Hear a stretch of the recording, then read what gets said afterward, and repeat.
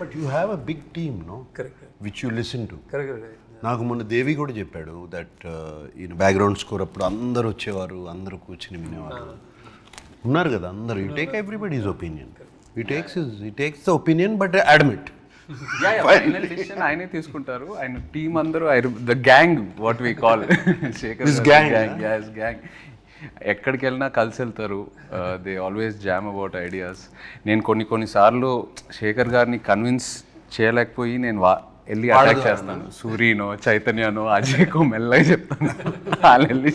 వాళ్ళు చెప్తారు సార్ మేము చెప్తాం సార్ ఆయన వినాలి కదా.